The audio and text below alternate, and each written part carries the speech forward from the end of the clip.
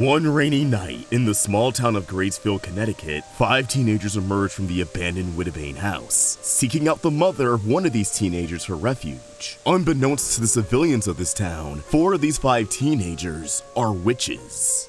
Well, 3 of the 5, I guess. The blonde dude's a clone. Youthful spellcasters who hail from a world of magic. But that world is in great peril, as a child of the stars has been released from his prison, ready to use the realm as his personal playpen.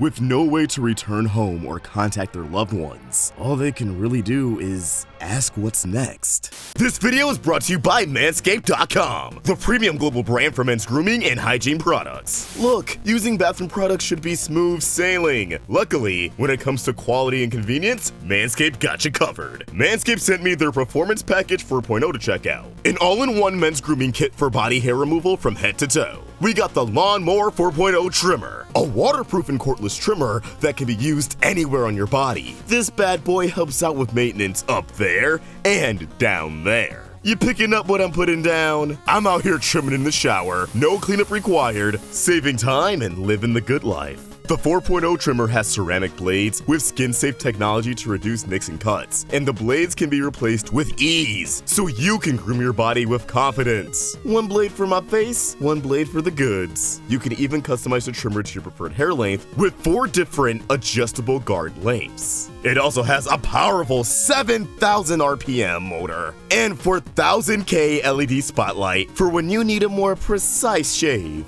Okay, I like it, Picasso. Did I mention this baby is portable? With the wireless charging dock and travel lock feature, you can trim on the go. The LEDs on the front will light up and show how much battery life you have, lasting up to 90 minutes on a single charge. You can literally trim through the entirety of the B-movie.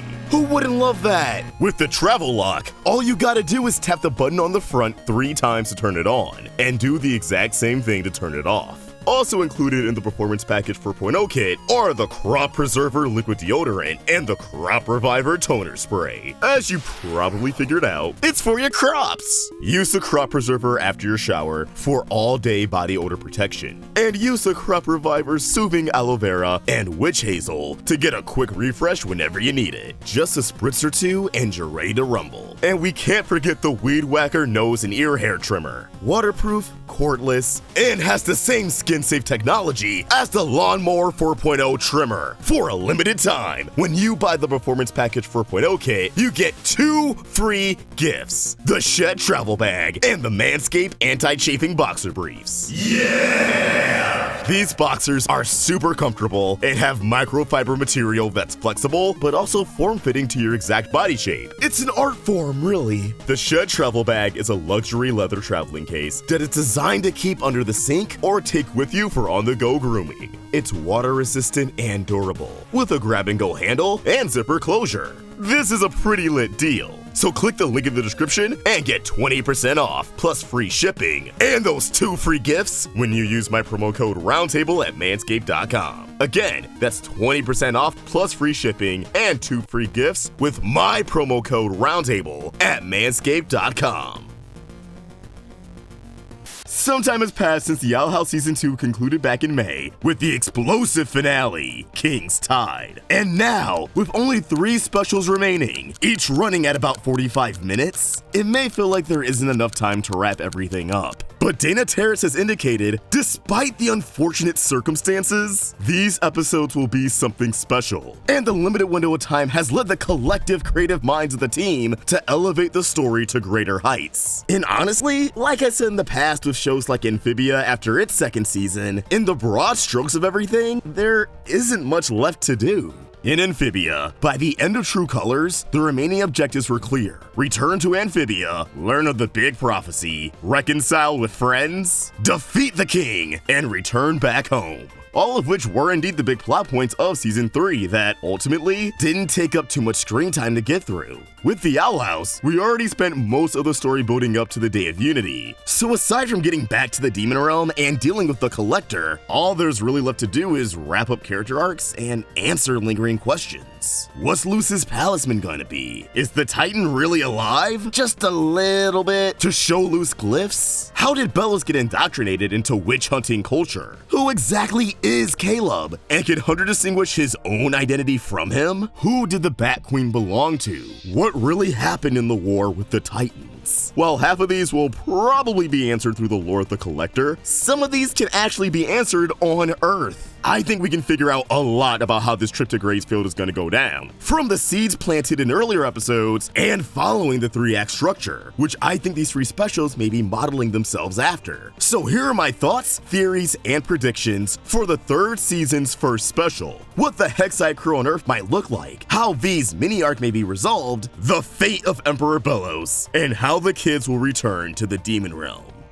The biggest consequence of this shift in the status quo is that the kids are going from a world full of magic to a world with little to no magic. They were dropped into this world ill-prepared. It doesn't even look like their talisman made it. No buffs, no artificial staff, nothing. And as we saw in Young Blood Old Souls, glyphs don't work in the human realm. Those need the carcass of the Titan around to draw magic from. But this doesn't mean the gang is out of luck, as that season 1 finale also demonstrated that witches can still perform spells in any realm thanks to their magic bile sac. That's never gonna be not weird to say. So Gus, Willow, and Amity should still be able to perform magic, which I assume they'll use at first to just help Camilla around the house. Amity creating abominations to help out with chores. Willow gardening and keeping the plants happy and healthy. Gus entertaining with illusions. And once everyone's mellowed out a bit, he'll be calm enough to finally freak out over how cool it is for him to be on Earth. You know, instead of worrying about the mortality of his loved ones back on the Isles. I'm sure we'll see all of this in some sort of montage that also incorporates ideas Dana had for a full-length season 3, which hopefully squeezes in that mundane date Luz promised back in Clouds on the Horizon. There's also at least one tool imbued with magic in Gracefield, as seen in yesterday's Lie, though it's not clear if it'll work without the Titan. A tool that both Luz and Hunter should be able to use, as we saw Luz use one before. A training wand that somehow ended up in the possession of Jacob Hopkins, who I'm confident will pop up in this first special as well, but let's put a pin in that. The only drawback I'm concerned about is what would happen if Gus, Willow, or Amity used up too much magic and their bodies were unable to produce more. You know what I'm saying? Just like there's limitations on how much blood we can donate, so our body is able to replace the blood we gave up, I imagine a witch's body needs something to replenish their bile sac. And I suspect that something might be, as you probably guessed, related to the Titan. Similar to how Luz draws magic from the Titan through glyphs, witches may be what I can only describe as photosynthesizing magic from the Titan as well. So the kids may be using their magic willy-nilly, not even thinking about the lack of a Titan to restore their power, only to be low on juice when danger comes knocking at their door. But what danger could possibly reside on Earth? Real quick, I want to talk about V, as I think she'll have a really simple and cute resolution to her arc in Season 3, at least when it comes to identity. She's masquerading as Luz when she leaves the house. She's made friends who think she's Luz, and obviously, that can't keep going on with Luz actually there. But V will probably be afraid her new friends won't accept her for who she is. So I foresee conflict resulting in V's friends being in peril thanks to a certain villain. The squad saves them, and inspired by not just her Earth friends, not just Luz, but also Gus, Willow, Amity, and Hunter, V will shapeshift into someone entirely new. Fully embracing her own identity, having a distinct look influenced by all of her friends, and when the time comes to head back into the demon realm, she'll be with our squad, sporting a dope new look.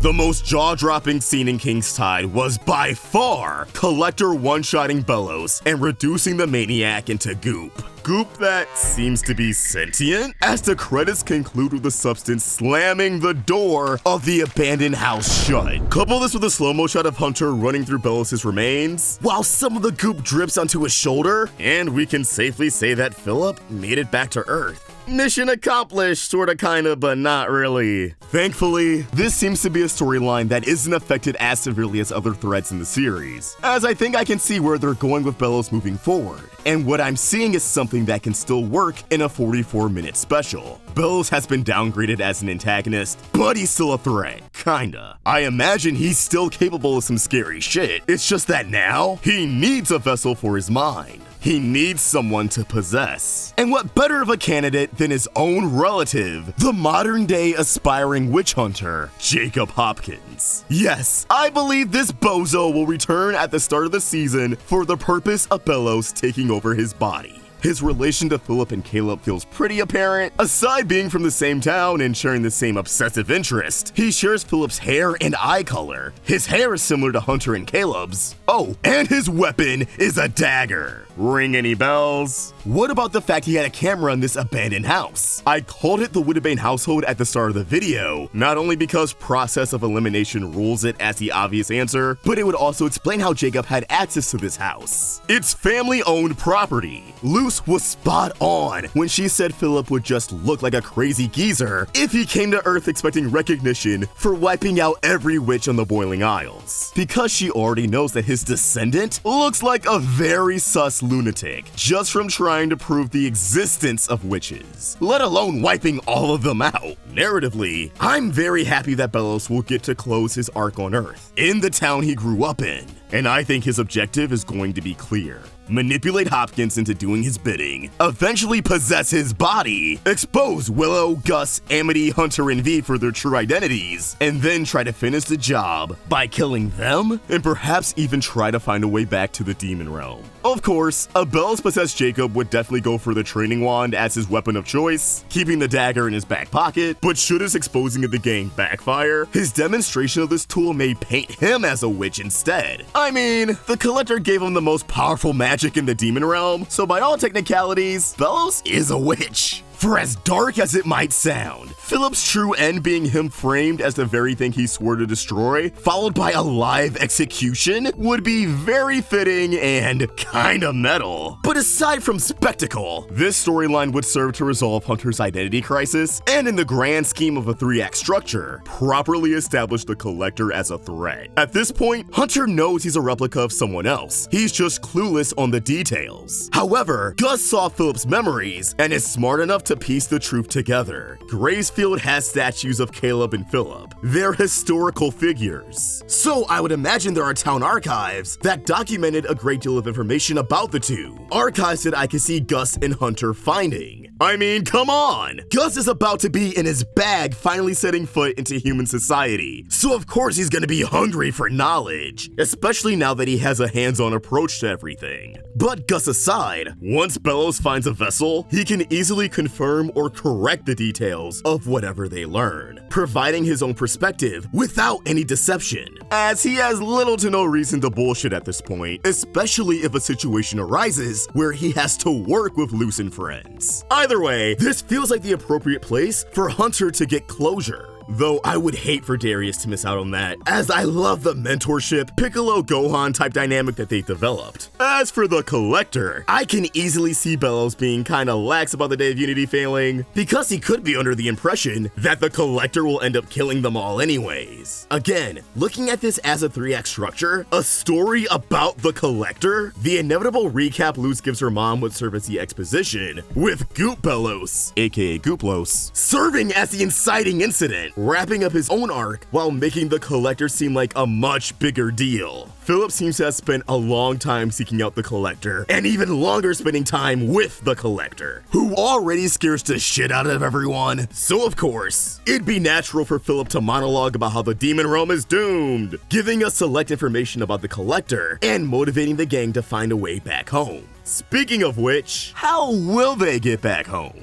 So, there's 2 ways I can see Luz and the gang getting back to the demon realm by the end of this first special. The first being the obvious scenario, someone builds a new portal. Whether that be Luz taking another crack at it with her friends, Belos and Jacob whipping up one of their own, or even an unlikely alliance between both parties. Luz creating another portal door after her first attempt was already teased in yesterday's lie, and Belos has the knowledge and experience of at least 2 working portals, though I imagine Caleb might have played a role in the first first one that ended up in Ida's possession. It seems like everyone came to Earth empty-handed due to how fast everything happened, but pockets are a thing, and they could easily reveal that Luz or Amity is still holding on to Amity's glove from Eclipse Lake, having just enough Titan's blood for one more trip. So this portal has to work first try. They only get one shot at this. With Belos holding the knowledge necessary for a working portal, and Amity holding the only fuel source to get back home, an alliance of sorts just makes sense, even if they have two completely opposite agendas. The heroes want to save everyone in the demon realm, while the villains want to kill everyone. You can imagine the many ways working together could go wrong, and considering that offers the more engaging story, I feel like this is the most likely scenario. Belos agrees to an alliance to build a portal, but will just try to expose and destroy the kids in the end. The other scenario relies on a B or C plot for the episode taking place in the demon realm, which they may want to avoid to uphold the mystery of what exactly is happening with the collector's creation of an owl house. That being said, considering Titan's blood is responsible for creating portals in the first place, and King's power creates supersonic waves by screaming, I'm pretty sure King will learn how to create portals with his screams. If that is a power Titans possess, it could explain how the collector's race got involved with them in the first place. They're from a different realm altogether. And even if this doesn't happen here, I'm sure it's gonna happen by the third special, because King is a kid, Disney's not gonna let them permanently kill off a kid character, and Luz is gonna need another way back home once she gets to the demon realm. So chances are, the Owl House will have the exact opposite ending of Amphibia, where instead of these two worlds saying goodbye forever, they'll be truly unified thanks to King's portals. So there you have it. That's pretty much how I expect the first of the 3 Owl House finale specials to go down. I had a blast writing this, so let me know if you want to see predictions for the other 2 specials in the comments down below.